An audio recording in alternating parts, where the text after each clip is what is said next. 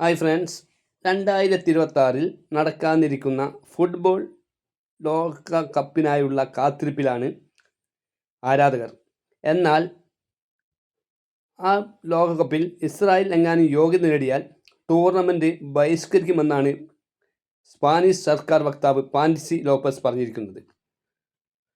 ഫലസ്തീനിൽ വംശഹത്യ തുടരുന്ന ഇസ്രായേലിനെ ഒരു കായിക ടൂർണമെൻറ്റിലും പങ്കെടുപ്പിക്കരുതെന്നും ലോപ്പസ് പറഞ്ഞു.